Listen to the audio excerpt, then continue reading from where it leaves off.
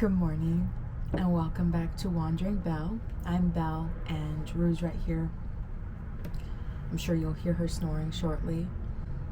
I was hoping that we can sit down and have coffee or tea together while I provide some life updates that have happened since those two videos that I posted recently.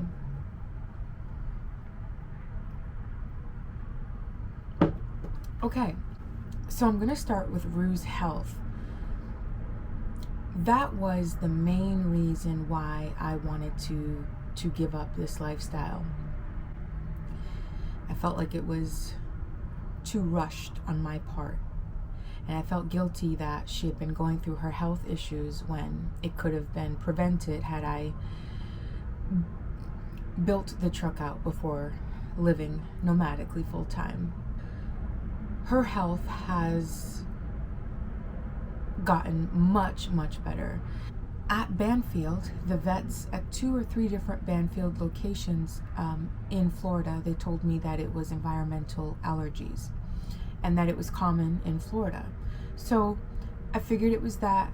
I gave her the course of her medicine, her treatment, and noticed that it still was not getting better. After I would finish her treatment, it would just come back. It would not go away and stay away. The same day that she got her boosters is when I kind of put 2 and 2 together. Once I realized that it was probably mold, I started to give her antifungal, like I started to put ointments on her, spray, and that obviously worked.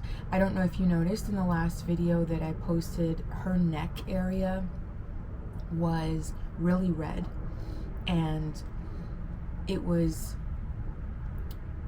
dry, flaky. It was very itchy for her and it looked really bad. When I arrived in Quartzsite, although it was only contained to her neck, it did travel down to her elbows, most of her chest area. It got worse before it got better. So it traveled down some and then it started to go away. And that was obviously because I tackled the mold. I went to Walmart, I bought spray that was specifically for mold. And you saw in the last video that I also stopped by Home Depot and I bought damp rid. So those 2 things I used to tackle the mold, and that is what allowed her to get better. And so Rue's health, she's back at 100%. She's fine. The damp rid I wanted to talk about, this is what it looks like. And so I bought 2 different kinds. One that is kind of resembled a canister, and then this bag. They both work the same. They have these things here or on top of the canister. Once the moisture is absorbed, the liquid drops down here, and then once the liquid reaches whatever point they have designated, then you would just replace. So as you can see, this definitely does work, but I noticed that it didn't work as much as I would like. I have a digital thermometer that I have for my truck to check the temperatures for her. It also allows me to see the humidity levels. And I noticed that it would be at 80%, and this damp rid bag wasn't collecting any. It wasn't doing anything. Well, for that reason, the canister I just threw away because I felt like that definitely was not working. And then little by little, I started to see this bag start to fill up. And so I decided to keep that. So overall, this bag is what I would recommend. I had trouble finding a dehumidifier in stores in person. So what I ended up doing was purchasing 2 dehumidifiers, electric ones, and I had them shipped to store right near Quartzsite. And so I went to go pick them up, And here they are. This is the first one. And this second one is right here, the Eva Dry. And so both of them work pretty well. This one has low wattage, so I can leave it on overnight and not worry about my battery draining. And then this one, you only charge it once, and once it reaches a certain color, so like this dark green color here, you will have to recharge. The only negative about this is that when you have to recharge, you have to recharge for 10 to 12 hours, and I don't have the power for that just yet. So that's the only negative. Other than that, they both worked really well. So that, plus being in quartzite, which is low humidity to begin with, is what allowed Rue to heal completely, which I'm thankful for. The next thing I wanted to talk about is the mechanical issues. So when I was approaching quartzite, I noticed that Lady E, which is what I call my truck, named after Amelia Earhart, she would have trouble starting. There would be like a delay. That also seemed to, I don't even know, maybe she needed the rest, because since arriving at quartzite, I've just boondocked. I have not really traveled that far, at least not all at one time how I did to get there. So maybe she just needed to rest, because she seems to start no problem, which I'm super thankful for.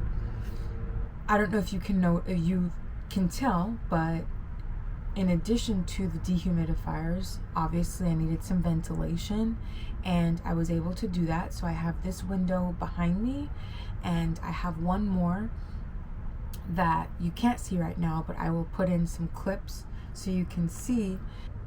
Game changer. This window that you cannot see also has an exhaust fan. So instead of having like a normal max air fan on the roof, mine is attached to the window, and it just, if I need it, and I've seen it where my humidity level is at 60%, and within 2 or 3 minutes it's down to 40 if I have the fan on. The last thing I wanted to talk about, the last major thing, is I think that what allowed me to stay in quartzite, or to give me the strength to continue this journey even though I may not have been ready at this time, was the community that I found at RTR. Not only at RTR, but there's a wonderful group of people that I met, that I started to camp with, and I'm still camping with, that really just changed the trajectory of, I'm gonna say my life, honestly, because I just feel that to be true. So shout out to you, skin folks. Thank you so much for allowing me to be part of the family. Everything changed as a result of meeting this group. So at the RTR, I met Tanya, who just randomly approached me and asked me, hey, where are you camping? Are you camping alone? What are you doing? So after telling her that I was camping alone, she invited me to camp with this group of people. Now, I'm very introverted. I'm a very introverted person. I prefer the comfort and safety of my own presence. And I was going to say no. Because it gave me too much anxiety to be so close to people. So I was going to say no. But very last minute, I decided, I'm like, what the hell? I'm just going to go. I walk up with Rue, and immediately everybody is so welcoming and so friendly. And I stayed there in quartzite with this group of strangers at first that turned into, honestly, family. We stayed there. After the RTR event finished, we would gather by the fire almost every evening. We had we had a dinner celebration for Martin Luther King Jr. Day. We had a movie night. We went to a few places as a group, as a caravan group, traveling together to different places, and we went to Mexico together. It's just been unreal. And as much as I get anxious to be around groups of people all of the time, and as much as I've had to adjust, there's just so many benefits to being around community, finding community, especially in this lifestyle. I have, on more than one occasion, have realized that this moment would not have been possible had it not been for this group of people that I decided to stick around. This opportunity, this moment, this experience just wouldn't have been possible. And so I'm just so thankful that I met them. And Rue has also done just a complete turnaround. She was very standoffish. I wouldn't say, not approachable, but she was very particular with the kind of dogs that she would interact with and allow to kind of be in her personal bubble. And she has a new best friend that I see, and it just warms my heart to see her being so playful. Like, I've never seen her being playful with a dog besides this one. And it, again, wouldn't have been possible had it not been for this group of people that I met. If you're thinking of this lifestyle, I would recommend attending nomadic events throughout the year and just finding your community. It helps. And I know that I'm probably the last person that I thought would say that, because I'm the type of person, like, I can do it myself, no worries, either that or I'll pay for somebody to do it. And I think that it gave me the push to continue this life. Now that I've given you all those updates, let's talk about the Rubber Tramp Rendezvous. I'll be showing you clips and I'll be talking through the mic, so I'll see you guys.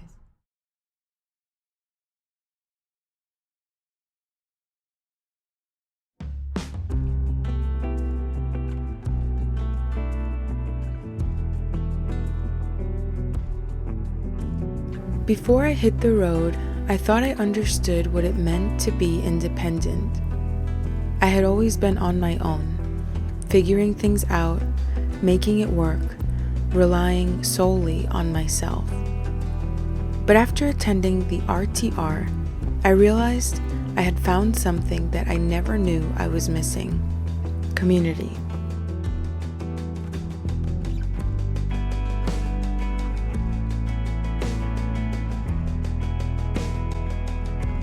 Nomadic life is often romanticized as pure freedom, solitude, and escape from the conventional world. And while it is those things, what often gets overlooked is the deep sense of connection that exists within this lifestyle. The people I've met on the road, people from all walks of life, all kinds of different backgrounds, have shown me a kind of selflessness that is hard to find.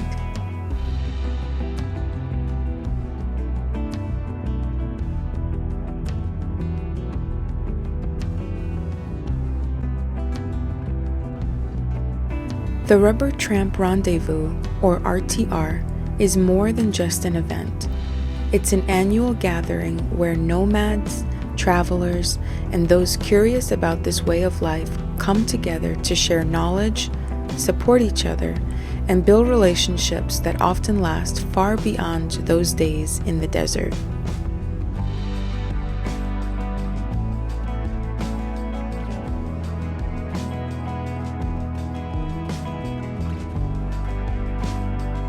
At the RTR, I saw this firsthand.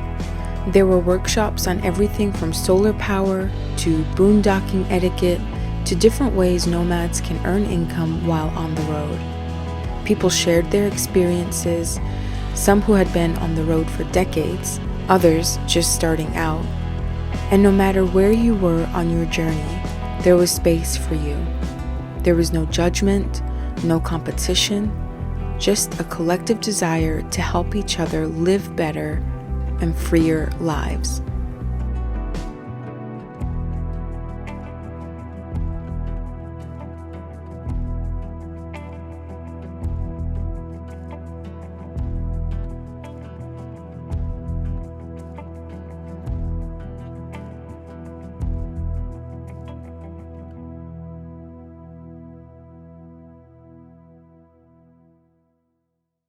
I was even able to meet Bob Wells. And if you don't know who Bob Wells is, he's basically the godfather of modern van life. He's the reason so many of us even knew this lifestyle was possible. His wisdom, his kindness, and his dedication to this community are unreal.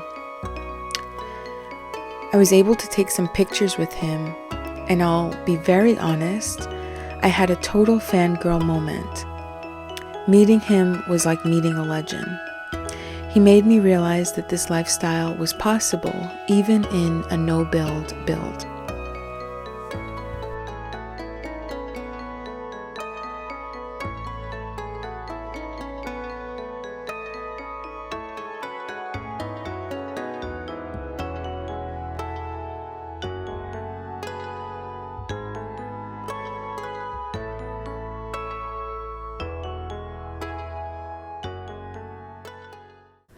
But beyond the people and the lessons, one of the coolest things about the RTR was seeing all the different kinds of vehicle builds. Every single one is a reflection of its owner, a moving piece of art, a home designed with intention. Some are minimal, built for stealth and simplicity, while others are decked out like tiny luxury apartments with custom woodwork, full kitchens, and even showers.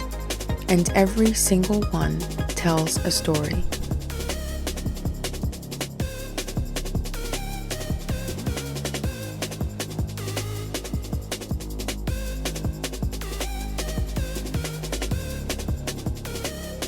Seeing these builds reminded me that there's no right way to do van life.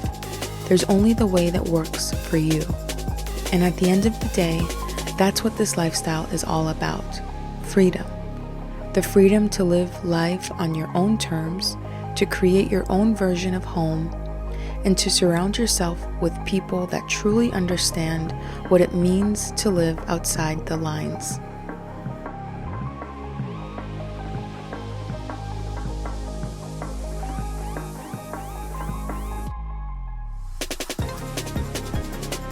Leaving RTR, I felt something I hadn't felt in a long time, which was belonging. I came to the road thinking that I'd continue to rely only on myself. But what I've found is something so much better. A community. A group of people who understand the highs and lows of this life, who accept you as you are, no questions asked, who show up when you need them, even before you know you do. My family doesn't understand my need to live this way. And while I never expected to find community on the road, I cannot express how happy I am that I did. And now, I can't imagine this journey without it. This is nomadic life, not just the miles, the freedom, or the solitude, but the people.